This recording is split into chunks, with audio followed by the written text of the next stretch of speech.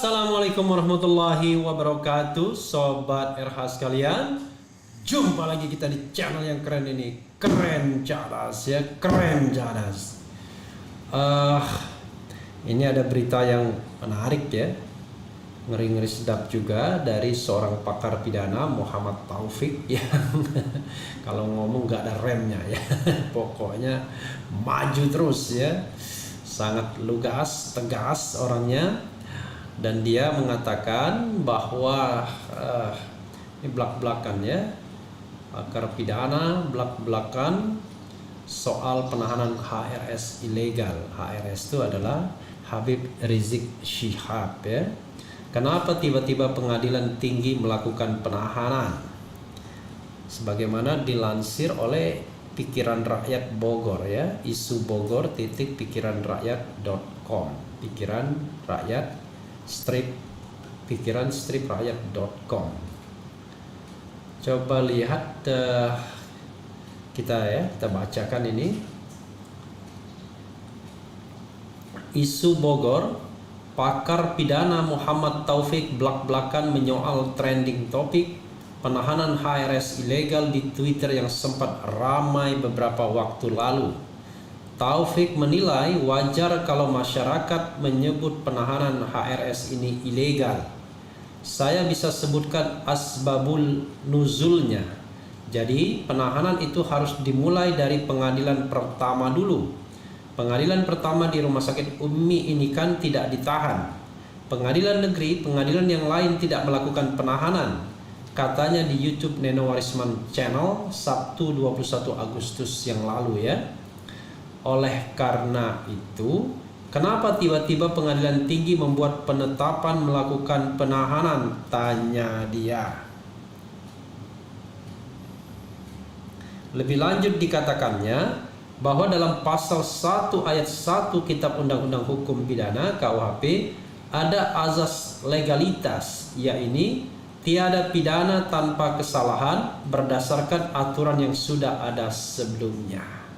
Jadi kalau bahasa Latinnya itu nullum dilectum sena puna legi pravia legi punana, ya kan? Jadi nullum dilectum sena pravia legi punana ya. Nah, itu artinya tidak ada pidana tanpa kesalahan berdasarkan aturan yang sudah ada sebelumnya. Sebagai contoh misalnya beginilah. Tidak ada aturan yang mengatakan nge-YouTube itu adalah tindak pidana. Tapi tiba-tiba hari ini ada hukum yang mengatakan YouTube itu adalah tindak pidana. Nah, tindak pidananya dikenakan per hari ini dan ke depan berdasarkan azas prospektif atau azas non retroaktif ya, larangan berlaku surut. Jadi yang kemarin-kemarin yang sudah 1000-an lebih ya tidak dipermasalahkan, tidak boleh dipermasalahkan ya, berdasarkan hukum yang baru tersebut. Kemudian menurut dia aturan bukan hanya undang-undang, penetapan hakim termasuk ke dalam aturan. Ya, memang yang namanya dasar hukum itu 3 secara umum ya. Pertama adalah aturan atau undang-undang yang bersifat regeling, kedua penetapan basicing, dan ketiga adalah vonis, putusan pengadilan atau penetapan hakim ya. Ada gak sebelumnya penetapan hakim, penetapan di hakim pengadilan tingkat pertama yang memang memerintahkan HRS itu ditahan, ujarnya. Kalau itu tidak ada, tidak boleh. Dari mana acuannya? Pasal 21 KUHP, sambung dia. Jadi pasal 21 KUHP itu adalah bahwa perintah penahanan itu harus dilakukan oleh majelis hakim ya. Lalu Taufik membeberkan sistem peradilan pidana SPP. Kata dia, proses penahanan itu berdasarkan bukti permulaan yang cukup. Misalkan alasannya melarikan diri dan sebagainya, kata Taufik memberikan contoh.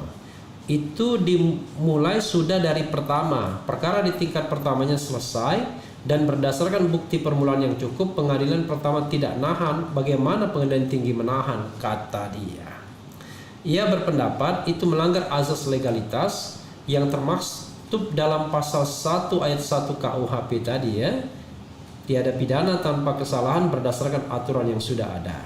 Aturan yang sudah ada jelas, pengadilan pertama tidak menahan pungkasnya ya. Nullum dilectum nulla puna sine previa legi punana ya. Ya, saudara sekalian ya, lagi-lagi ini soal yang terkait Habib Rizik, dan lagi-lagi ini adalah pendapat dari ahli hukum yang mempermasalahkan soal penahanan yang dilakukan terhadap Habib Rizik Syihab. Jadi ketika penahanan atau vonis 8 bulan itu sudah selesai dijalankan karena potong masa tahanan untuk kasus Petamburan, maka demi hukum harusnya Habib Rizik dibebaskan terlebih dulu. Ya, diberikanlah kesempatan untuk menghirup udara bebas karena memang itu haknya. Nanti kita akan lihat bagaimana putusan pengadilan tinggi dan putusan Mahkamah Agung yang berkekuatan hukum tetap atau inkrah. Toh dia tidak akan kemana-mana, tidak akan juga melarikan diri, tidak akan juga menghilangkan barang bukti, dan juga untuk mengulangi perbuatannya. Justru perbuatan inilah yang sedang dipersoalkan, apakah betul-betul ada pelanggaran hukum atau tidak. Jadi sobat era sekalian, heran saya ya, kenapa senang sekali menghukum orang atau memenjarakan orang tanpa kejahatan, tanpa kesalahan yang memang patut membuat orang harus dipenjara. Coba bayangkan, ini kan pertanggungjawabannya dunia dan akhirat. Jadi kalau kita semena-mena melaksanakan kekuasaan, maka pertaruhannya adalah tidak hanya hukum dunia tapi juga hukum akhirat, dunia dan akhirat. Tapi karena kita negara hukum, ya kita cari dulu yang namanya hukum dunianya, keadilan duniawinya. Toh apa salahnya membebaskan Habib Rizik dari tahanan sebagaimana terhadap Syahgan dan Nainggolan, Anton Permana, dan juga siapa lagi, Jumhur Hidayat.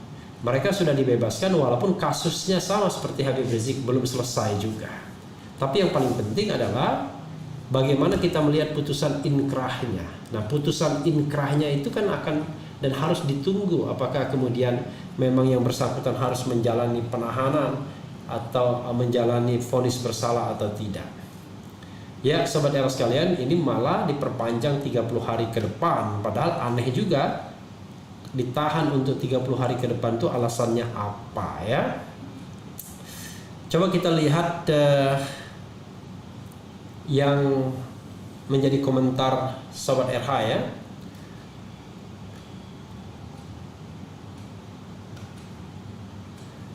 Tolong info vonis hukum hukuman apa yang paling berat Indonesia ketika seorang melakukan perbuatan kejahatan. Ya, hukuman mati itu hukuman yang paling berat ya. Hukuman mati itu sudah dikenakan kepada beberapa pelaku tindak pidana, misalnya pembunuhan berencana, kemudian juga kasus narkoba, tindak pidana korupsi juga begitu, tapi belum pernah dikenakan sama sekali, tindak pidana terorisme ya. Jadi ada banyak orang yang sudah divonis hukuman mati dan menunggu eksekusi, termasuk Rian Jombang ya, itu sudah dikenakan hukuman mati. Kemudian Bang RH melihat ketimpangan dan carut marutnya proses hukum yang terang-terangan dipertontonkan sekarang ini membuat kita apatis. Apakah bisa ada cara lain lagi bagi TSK untuk melakukan pembelaan semisal peradilan internasional dan lain-lain? Ya, saya hanya mengatakan itulah perjuangan kita dalam menegakkan hukum ya. Kalau perjuangan itu mudah, namanya bukan perjuangan. Ya, kita harapkan saja bahwa nanti ada gelombang perubahan yang baik di negeri kita yang juga menyentuh peradilan. Jadi hakim-hakim atau jaksa-jaksa yang terindikasi tidak netral, tidak independen, bahkan menerima suap misalnya ya terbukti misalnya kasus Jaksa Pinangki, itu semua bisa dibersihkan di negara ini, mudah-mudahan begitu, sehingga yang namanya peradilan, penegakan hukum itu bersih dari suap menyuap, dari pesan memesan dan lain sebagainya. Mulai dari tingkat penyelidikan di kepolisian, tingkat penyidikan, hingga sampai kemudian vonis dijatuhkan, dan termasuk juga di lapas, lembaga pemasyarakatan. Jangan sampai kemudian tiba-tiba baru dihukum, menjalani hukuman sudah dikatakan berkelakuan baik dan mendapatkan remisi 2 bulan. Itu yang terjadi dengan Joko Chandra ya. Allahu Akbar ya. Padahal dia orang yang melarikan diri. Oke, mentang-mentang cucu Nabi maunya bebas melanggar hukum gitu. Ini Kopral Jono ini pasti nggak paham ya undang-undangnya ya. Ini bukan soal cucu Nabi atau tidak cucu Nabi. Kita bicara tentang sebuah penegakan hukum yang benar ya. Nah, penegakan hukum yang benar itu macam-macam isunya. Salah satu isunya adalah isu penahanan yang kita bahas sekarang ini. Jadi dasar untuk melakukan penahanan itu sebenarnya tidak ada. Karena kan penahanan itu, kata ahli hukum pidana Muhammad Taufik, harus diperintahkan di pengadilan tingkat pertama. Di pengadilan tingkat pertama itu oleh majelis hakim. Ya. Nah, kalau misalnya mau ada penanganan di tingkat lanjutnya karena kebutuhan untuk melakukan pemeriksaan, ya bisa saja. Tapi kan pertama harus jelas apakah tingkat kedua atau tingkat banding itu akan melakukan pemeriksaan atau tidak. Biasanya tidak, karena jarang sekali melakukan tingkat pemeriksaan lagi terhadap terdakwa. Yang kedua, apakah pengadilan tingkat tinggi atau majelis tingkat tinggi, majelis pengadilan tinggi, majelis hakim pengadilan tinggi berpikir Habib Rizik akan melarikan diri? Rasanya juga tidak. Jadi what for untuk menahannya? Sementara kita tahu bahwa yang namanya putusan ini belum inkrah, belum berkekuatan hukum tetap, yang wajib dijalankan vonisnya. Oke ya. Korupsi 900 miliar divonis 3,6 tahun, pencuri sendal jepit divonis 5 tahun. Orang-orang GBLK itu apa? Goblok ya. Ya oke lah ya. Justru itu tantangan kita semua ya. Kemudian Ali Said, Anda sangat mengerti tentang hukum. Buktikan kalau Anda lebih mengerti dari penegak hukum. Saya tidak bisa bilang begitu. Ini Ali Said ini ya. Ini yang jagoan hukum malah Ali Said ya. Tapi Ali Said dulu ya, mantan Jaksa Agung, mantan Menteri Kehakiman. Dulu ada 3 orang yang top. Ali Said, Ismail Saleh, satunya lagi siapa itu ya. Pokoknya 3 penegak hukum. Mereka muter-muter saja itu yang namanya jabatan itu ya. Nah, jadi ini bukan soal pintar-pintaran hukum.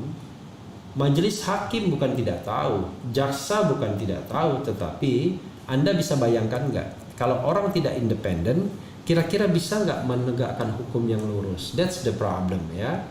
Jadi ini kan hukum yang mudah sebenarnya, tapi masalahnya ketika ada perintah kekuasaan untuk terus menahan, ya maka dicari-cari. Bayangkan coba.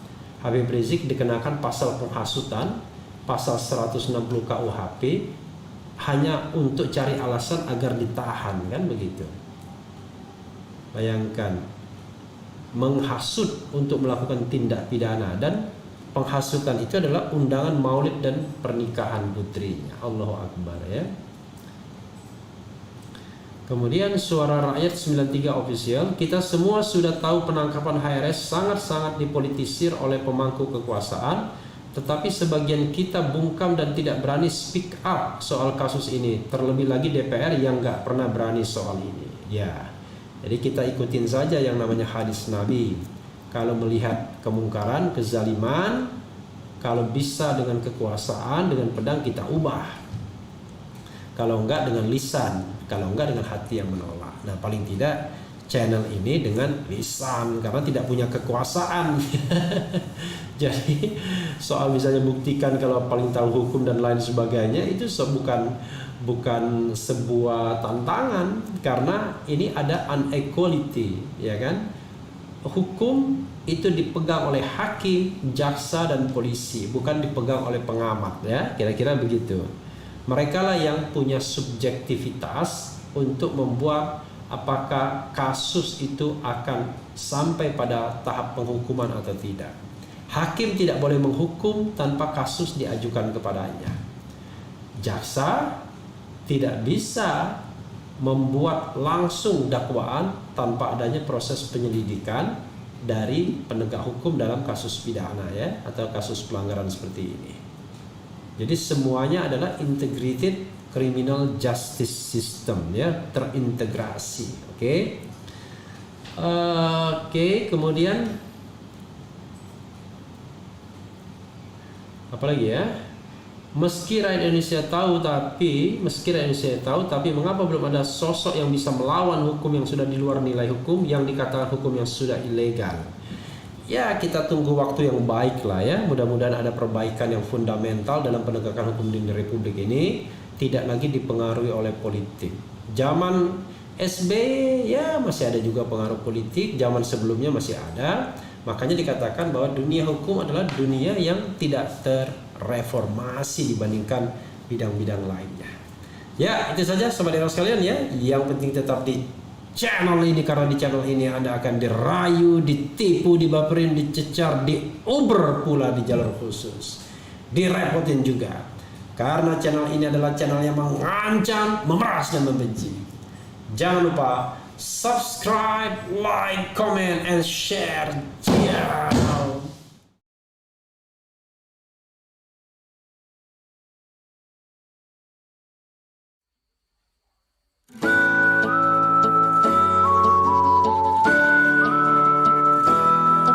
Sobat RH sekalian, jumpa lagi kita di channel yang keren ini, Keren Cadas. Jika kau tantang aku memanjat bintang, andai pun aku tak mampu, tapi bukan ku tak mau. 1000 jalan takkan pernah buntu buat jiwaku yang teguh. Keren cadas jiwaku, keren cadas semangatku. Saat kau bosan dengan media tanpa hati, saat kau lelah terus-menerus dicekoki, saat kau tak percaya dengan yang didengar dan dilihat lagi, yuk datang kemari.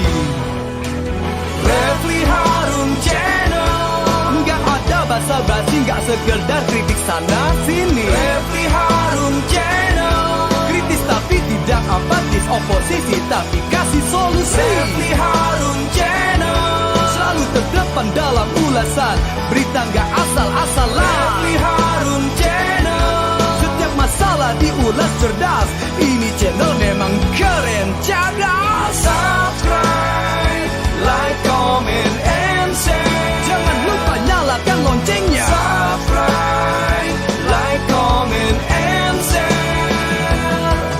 1000 jalan takkan pernah buntu buat jiwaku yang teguh. Keren cadas jiwaku, keren cadas semangatku.